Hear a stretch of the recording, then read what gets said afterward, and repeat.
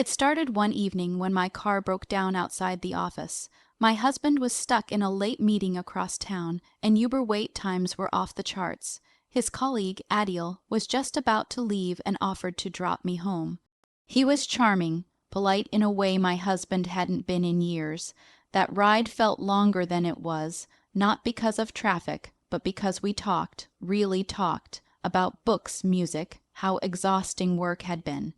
Things I used to share with my husband. Once upon a time, that first ride turned into a second, then a third. Soon it became routine, convenient, comforting, and dangerously comforting. I told myself it was nothing, just a lift, just a conversation, but the truth was, I started dressing a little nicer on days I knew Adil might be around. I found myself hoping he'd offer. I began to anticipate the conversations more than I anticipated my own husband coming home.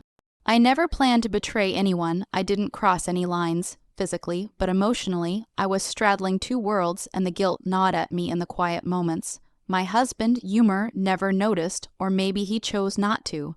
We were in that stagnant phase of marriage where everything becomes routine, where you share space but not life. Adil filled in the emotional silence Umer had left behind. One night, Adil and I got caught in a storm on our way back. His car broke down and we sat under a gas station canopy, soaked, laughing like teenagers. The way he looked at me that night, I could feel the question lingering in the air. He didn't say it, I didn't act on it. But something shifted. I realized I was emotionally invested in someone who wasn't mine to love.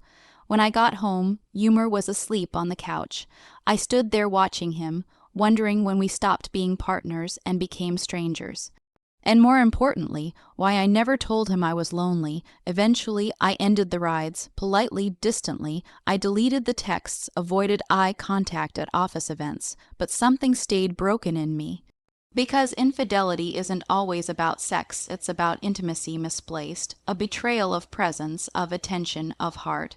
I never told Umer, not because I didn't want to, but because I didn't know how to explain that I had fallen for someone emotionally, not completely, not deeply, but just enough to fracture the trust that once defined us. The idea that infidelity always begins with physical desire is a comforting myth. In reality, it often begins much earlier, in moments so subtle they feel innocent, until they aren't. Accepting a ride from someone your partner knows might seem harmless. It's polite, convenient, even thoughtful. But sometimes, it's these ordinary acts that open extraordinary vulnerabilities. When someone feels emotionally distant in their marriage, these minor, casual interactions with others can become deeply significant. The first conversation in the car might just be about traffic or the day at work, but if one is emotionally starved, even simple words can feel like warmth. Emotional infidelity often doesn't begin with lust. It begins with being seen.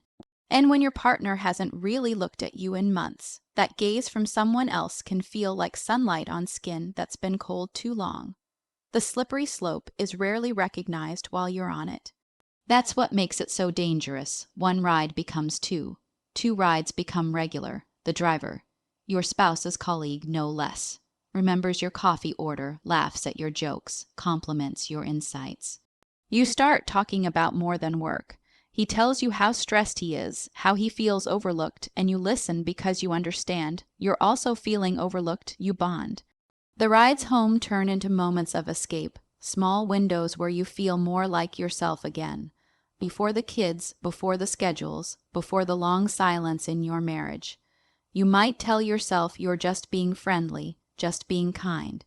But underneath that story is another one forming, one where attention becomes attachment and shared vulnerability starts to look like affection. In the beginning, nothing feels wrong because nothing technically is. There's no affair, no touching, no lines clearly crossed, but emotional energy, once it starts moving towards someone else, changes the atmosphere of your primary relationship.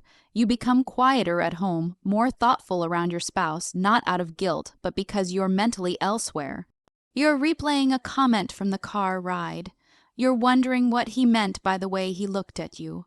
You're checking your phone a little more often, waiting to see if he messaged. You've begun to care in a way that tugs at your loyalties. that challenges the emotional boundaries you thought were unshakable. And all the while, you're still telling yourself it's nothing. But the slope steepens quickly. Emotional affairs don't require intention, they only need attention, misplaced and repeated. The danger isn't in the moment the colleague compliments your outfit, it's in how that compliment feels, it's in how you crave it the next day. It's in how that emotional spark feels like oxygen when your marriage feels like it's suffocating. And because these interactions are so easily justifiable, they can go unchecked for weeks, months, even years, until one day you realize you're hiding things. You're withholding information, you're editing your words at the dinner table, you're protecting the bubble you've created with someone else, even if nothing has ever happened physically. That secrecy is the first betrayal. The emotional intimacy you now share with someone outside your marriage is no longer just a lifeline. It's a liability. What makes this slope so deceptive is that it doesn't start with seduction. It starts with validation. Someone asks how you are and really listens. Someone laughs when your spouse doesn't even look up. Someone notices the little things that used to matter, and in that noticing, you feel seen, you feel alive. The emotional high is subtle, but it's addictive. You don't feel like you're cheating. You feel like you're finally breathing. That's why people don't stop. They aren't chasing a body, they're chasing connection. And when you've gone without that for long enough, the lines blur. The most tragic part is how preventable it could have been. If emotional needs had been acknowledged in the marriage, if honest conversations were happening at home, the need for outside comfort might not exist. But when two people stop communicating, they unknowingly create gaps that someone else is always ready to fill. The car ride becomes a metaphor. You were stuck and someone showed up. They offered you a ride and you accepted. And slowly, without realizing it, you let them take you somewhere your marriage never intended for you to go. Emotional infidelity often stems from a quiet hunger, one that grows slowly and invisibly inside a marriage that has gone emotionally numb. The protagonist of this story didn't go looking for connection outside her relationship. She stumbled into it while trying to survive the isolation that had crept into her home life. Over time, her husband stopped noticing the small things. He no longer asked how her day was, didn't see when she looked tired, never asked why she sat in silence at dinner. Their conversations had become functional, about bills, chores, scheduling. The emotional closeness that once existed was replaced by routine, and in that growing silence, a longing formed. It wasn't about needing romance or excitement, it was about needing to feel like she mattered. And when she began to ride home with her husband's colleague, it wasn't his charm or looks that drew her in. It was the way he listened, the way he remembered details, the way he made her feel visible again. It was subtle, almost imperceptible at first. He asked if she'd had lunch, noticed when she looked stressed, laughed at her stories in a way that made her feel interesting again. These tiny acknowledgments added up. In contrast to the emotional absence she experienced at home, these interactions began to feel profound, and as the rides continued, she found herself opening up, not just about work, but about life. She spoke about the loneliness that had crept into her evenings, the feeling of being emotionally irrelevant to the man she once called her best friend. The colleague listened, not with the detached politeness of a stranger, but with the quiet intensity of someone who understood. That was what changed everything. He didn't just hear her, he got her. The emotional fulfillment that bloomed in that car was a kind her marriage hadn't offered in years. It wasn't sexual, it was spiritual. She felt seen, valued, and emotionally fed. The car rides became her favorite part of the day, not because she was falling in love, but because she was finally being acknowledged. And as the emotional connection deepened, so did the internal conflict. She didn't think of herself as someone who would ever cheat, but what no one tells you is that emotional infidelity isn't always a conscious choice. It's a slow drift, and by the time you realize how far you've drifted, the shore is already out of sight. At home, her husband remained oblivious, or maybe he noticed the shift and chose to ignore it. Either way, he never asked why she seemed distant, never reached across the widening gulf between them. Perhaps he was struggling too, retreating into his own silence. But silence in a marriage can be louder than words, and in that silence, someone else's voice took root. Her husband's colleague became the one she confided in, the one she thought of when something funny happened, the one she imagined telling good news first. The emotional lines blurred so slowly that by the time she realized how invested she'd become, it was already betrayal. This fulfillment outside the marriage wasn't about escaping her husband. It was about returning to a version of herself she missed. A version that laughed freely, that felt heard, that felt cherished. The rides offered a mirror, reflecting back the woman she forgot she was. And the colleague, whether intentionally or not, played the role her husband had abandoned.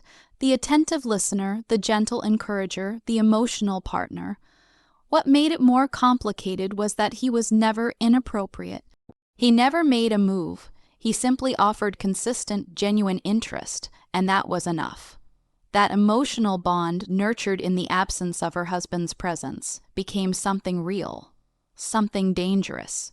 She didn't cheat in the traditional sense, but the loyalty of her heart had quietly relocated. Guilt is a complex emotion. It doesn't always show up screaming. Sometimes it whispers, subtle and persistent, like background noise you can't turn off.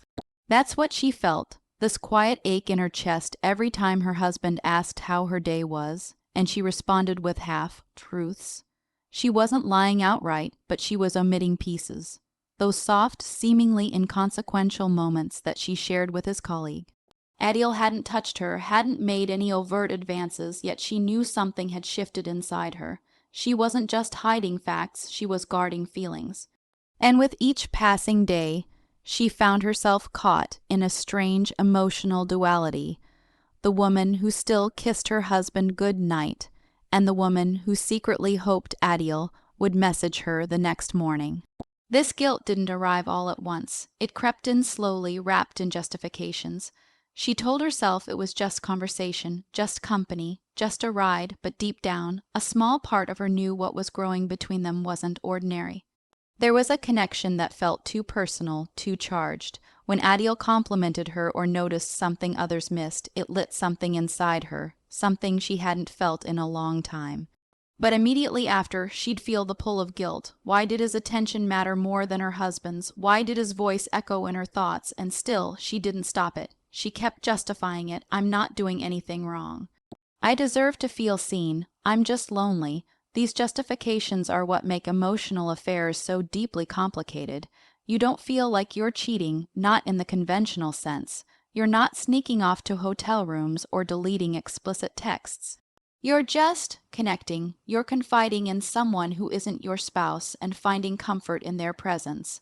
That comfort becomes addictive, and the more it grows, the more you must convince yourself it's harmless. But it's not. With each emotionally intimate exchange, she could feel a part of her turning away from her marriage. Quietly, invisibly. Guilt would rise during moments of reflection, but she became skilled at soothing it with rationalizations. My husband hasn't cared in years. We don't talk. He wouldn't even notice if I stopped coming home. The most dangerous thing about this dual state is how it wears you down internally. She wasn't just carrying the weight of her growing emotional attachment. She was carrying the burden of hiding it. That secrecy began to corrode her sense of self. She started questioning who she was becoming. She used to pride herself on being loyal, honest, emotionally clear. But now, she was checking her phone late at night, deleting call logs, pretending certain conversations never happened.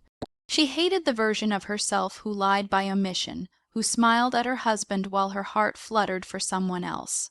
The guilt wasn't sharp, it was slow, burning, corrosive, exhausting. Yet even with the guilt, she couldn't let it go. There was a strange comfort in what she was building with Adil, a tenderness that she hadn't known in years. She feared that if she let go of him, she'd fall right back into emotional obscurity, back into the silent home where her husband existed beside her like a roommate. That fear of being unseen, unheard, unfelt was stronger than the guilt at times, so she continued, walking a tightrope between two emotional realities. One filled her with warmth and attention, the other demanded loyalty and tradition. But the cost was steep. She was constantly fragmented, never fully present in either space. She laughed with Adil and then cried alone in the shower. She held her husband's hand but felt nothing stir in her chest. In that emotional limbo, guilt and self-justification danced together. She wasn't proud of what she was doing, but she couldn't bring herself to stop. She wanted both things, the comfort of emotional safety and the illusion of moral clarity. But she was quickly learning she couldn't have both, not without sacrificing something essential, and every day she didn't choose, the guilt dug deeper. Secrets have a strange power. They can live quietly in the background, untouched by light, yet shape everything around them.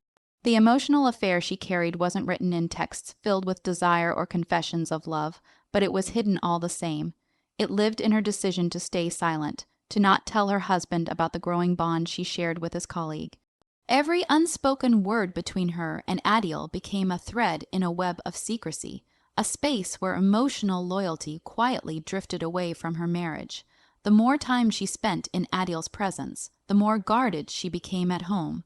Her husband would ask how her day was, and she would smile and nod, never mentioning the conversations, the subtle glances, the laughter shared in the car on the way home.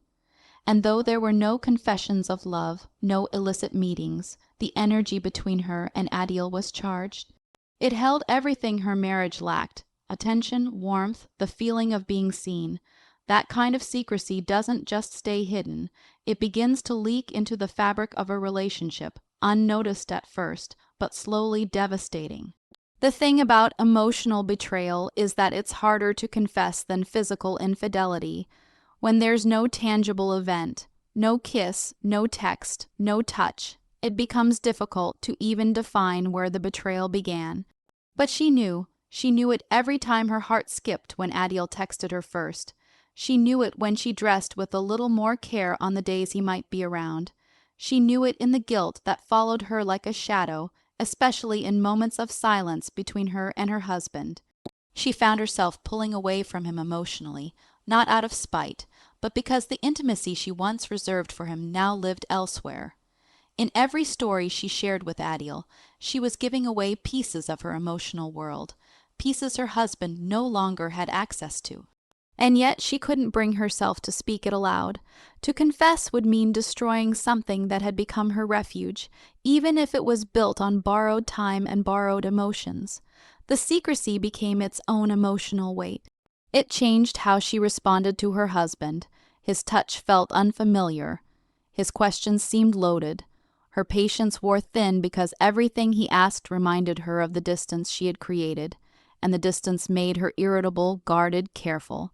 She was constantly editing herself, pausing before she spoke, calculating what to say, who to mention, what details to leave out, and in those constant small decisions, the intimacy between them crumbled a little more.